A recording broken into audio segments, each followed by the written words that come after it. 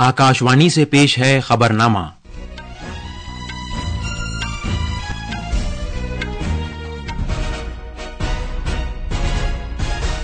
आदाब। खबरनामे के साथ मैं जमीर रजवी। पहले इस वक्त की खास खबरें। नेशनल कॉन्फ्रेंस के रहनुमा उमर अब्दुल्ला आज जम्मू कश्मीर के वजीर आला के तौर पर हलफ लेंगे।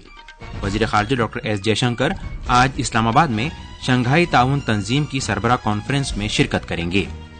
सदर जमहूरिया द्रौपदी मुर्मू मोरितानिया के अपने हम मनसब मोहम्मद ओल्द अल गजवानी से दो तरफा बातचीत करेंगी। मणिपुर की मुख्तलिफ बिरादरियों की नुमाइंदगी करने वाले अरकान असेंबली ने नई दिल्ली में मीटिंग के बाद रियासत में अमन कायम करने का अज़्म किया। भारत के महकमे मौसमियात ने अगले 2 दिन के दौरान जुनूबी जजीरानुमा और मगरबी खित्तों में इंतहाई शदीद बारिश की पेशगोई की है।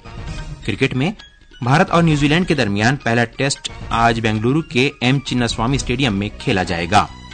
और खवातीन के T20 क्रिकेट आलमी कप में वेस्ट इंडीज इंग्लैंड को 6 विकेट से हराकर सेमीफाइनल में दाखिल हो गया है।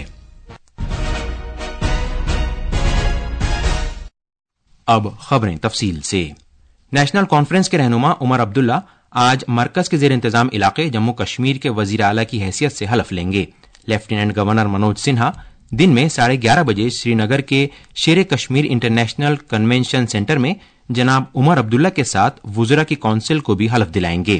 कांग्रेस सदर मल्लिकार्जुन खड़गे, लोकसभा में अपोजिशन लीडर राहुल गांधी, प्रियंका गांधी वाड्रा और केसी वेणुगोपाल, समाजवादी पार्टी सदर अखिलेश यादव और INDIA ब्लॉक के दीगर रहनुमाओं के हलफ बर्दारी की इस तकरीब में शिरकत का इम्कान है। हमारे नामानिगार ने बताया कि हाल ही में कराए गए इंतखाबात में जनाब अब्दुल्ला की पार्टी ने 90 रुकनी असेंबली में 42 सीटें हासिल की थीं। पेश है एक रिपोर्ट।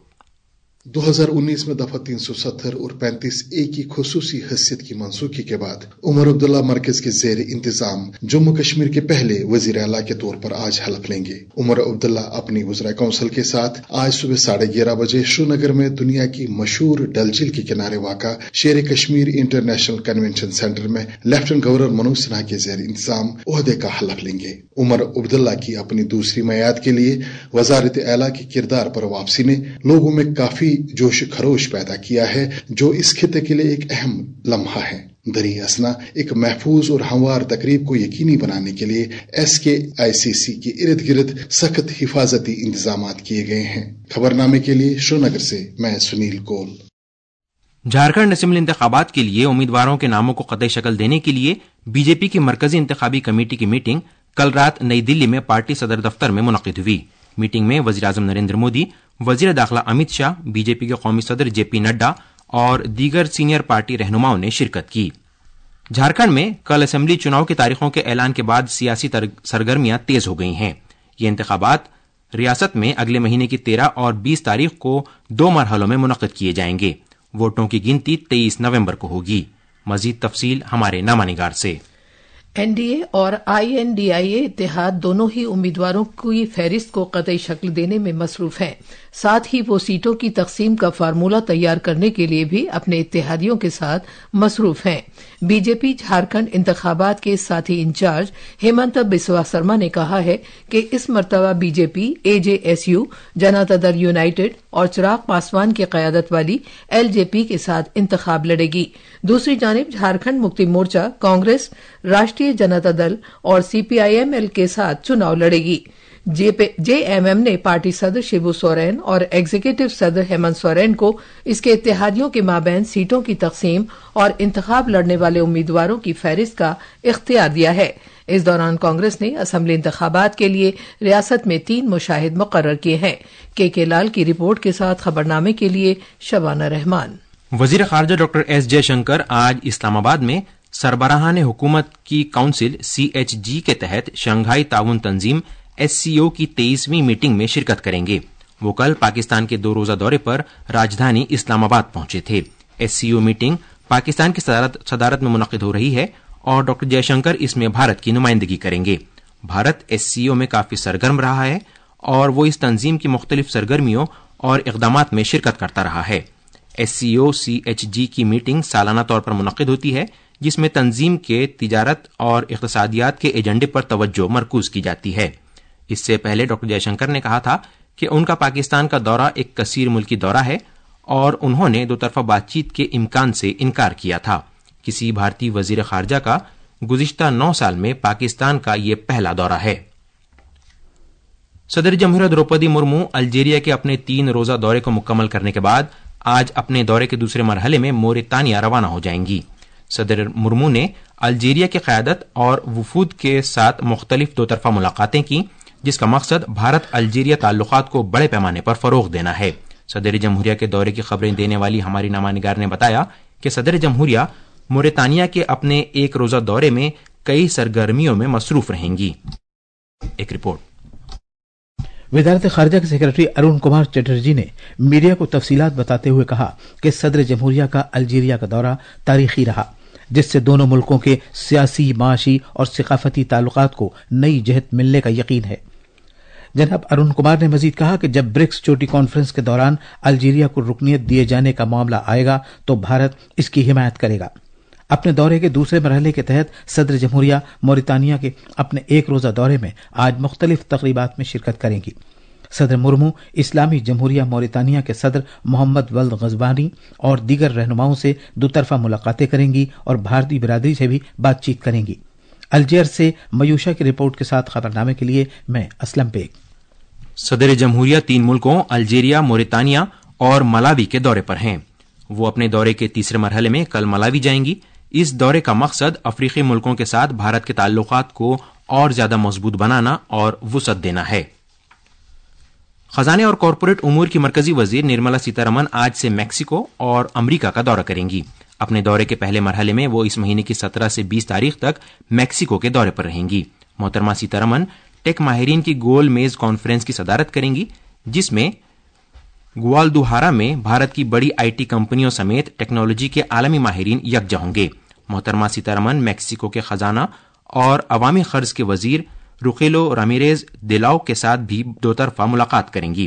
اس کے علاوہ وہ پارلیمنٹ سے متعلق تعاون کو مستحکم بنانے اور اقتصادی ترقی کو فروغ دینے کے مقصد سے میکسیکو کی پارلیمنٹ کے بہت سے اراکین کے ساتھ بھی بات چیت کریں گی.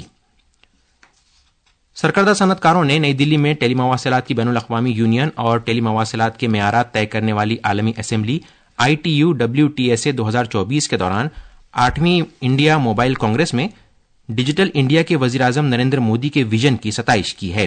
ٹیلی کام صنعت کے سرکردہ ماہرین نے اصلاحات، اختراع اور اشتراک کی جانب حکومت کی حمایت کو بھی سراہا. آدتیہ برلا گروپ کے چیئرمین کمار منگلم برلا نے بھارت کو اور زیادہ مربوط، با اختیار اور سب کی شمولیت والے ڈیجیٹل ملک کی جانب لے جانے کے لیے برسوں کی بہت سی اصلاحات شروع کیے جانے کا ذکر کیا. ریلائنس جیو انفوکام لمیٹڈ کے چیئرمین آکاش امبانی نے کہا کہ اصل تبدیلی 2014 میں ایک ڈیجیٹل بھارت کے وزیر اعظم نریندر مودی کے ویژن کے ساتھ شروع ہوئی تھی، جس کی وجہ سے 4G انقلاب آیا.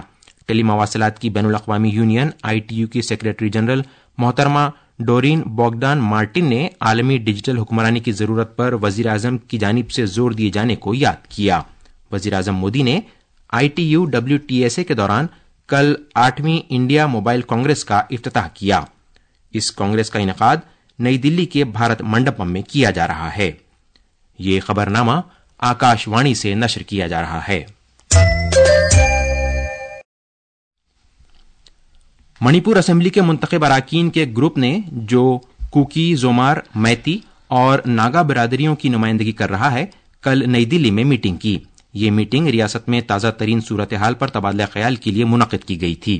وزارت داخلہ نے ایک بیان میں کہا کہ میٹنگ میں متفقہ طور پر یہ فیصلہ کیا گیا کہ ریاست میں سبھی برادریوں کے لوگوں سے اپیل کی جائے کہ وہ تشدد کا راستہ ترک کر دیں تاکہ بے قصور شہریوں کی جانیں اور زیادہ ضائع نہ ہوں. وزیر دفاع راجناتھ سنگھ نے تلنگانہ کے وزیر اعلیٰ ریونت ریڈی کے ساتھ کل وقار آباد میں بھارتی بحریہ کے بہت ہی نچلی فریکوینسی VLF کے رڈار اسٹیشن کا سنگ بنیاد رکھا. اس موقع پر وزیر دفاع نے کہا کہ VLF اسٹیشن ملک کے سمندری مفادات کی حفاظت کی خاطر تعمیر کیا جا رہا ہے. انہوں نے امید ظاہر کی کہ یہ اسٹیشن مسلح فوجوں کے لیے ایک نعمت ثابت ہوگا. انہوں نے کہا کہ اس سے مسلح فوجوں کے کمان مرکزوں کے ساتھ ہمارے بحری جہازوں اور آبدوزوں کے درمیان محفوظ اور بروقت مواصلاتی رابطے کی یقین دہانی ہوگی. جناب سنگھ نے زور دے کر کہا کہ جب اس اسٹیشن کی کارکردگی شروع ہو جائے گی تو یہ اعلیٰ تکنیک والا VLF اسٹیشن محض ایک فوجی تنصیب نہیں رہ جائے گا، بلکہ یہ قومی اہمیت کا ایک دفاعی اثاثہ بن جائے گا۔ انہوں نے کہا کہ بروقت مواصلات کے بغیر یہ ممکن نہیں ہے کہ وافر ساز و سامان یا افرادی قوت کے باوجود کوئی فوقیت حاصل کی جا سکے۔ یہ اسٹیشن 2900 ایکڑ میں پھیلا ہوا ہے اور اس کی تعمیر پر 3200 کروڑ روپے کی لاگت آئی ہے۔ مشترکہ پارلیمانی کمیٹی نے کل نئی دلی میں وقف ترمیمی بل 2024 پر تبادلہ خیال کیا۔ اس میٹنگ کی صدارت لوک سبھا کے ممبر پارلیمنٹ جگدمبکا پال نے کی۔ اس کمیٹی نے اقلیتی امور کی وزارت کے نمائندوں سے بل کے تعلق سے زبانی شواہد حاصل کیے، جس کا مقصد خامیوں پر قابو پانا، انتظامیہ اور وقف کی جائیدادوں کے بندوبست میں بہتری لانا ہے۔ مشترکہ پارلیمانی کمیٹی، جسے اس بل کو مزید جانچ پڑتال کے لیے بھیجا گیا ہے، اس سال پارلیمنٹ کے سرمائی اجلاس کے دوران اپنی رپورٹ پیش کرے گی۔ بھارتی محکمہ موسمیات نے اگلے 2 روز کے دوران جنوبی جزیرہ نما اور ملک کے مغربی خطوں میں موسلادھار بارش کی پیش گوئی کی ہے۔ محکمہ موسمیات نے کل تمل ناڈو، پڈوچیری، کرائی رائل سیما، ساحلی آندھرا پردیش اور یانم میں بھی موسلادھار بارش کی پیش گوئی کی ہے۔ موسمیات سے متعلق ایجنسی نے کہا ہے کہ کونکن اور گوا میں بھی کل تک شدید بارش ہو سکتی ہے۔ اس دوران محکمہ موسمیات نے آج دلی میں جزوی طور پر مطلع ابر آلود رہنے کی پیش گوئی کی ہے۔ زیادہ سے زیادہ درجہ حرارت 35 ڈگری سیلسیس اور کم از کم درجہ حرارت 17 ڈگری سیلسیس کے آس پاس رہنے کا امکان ہے۔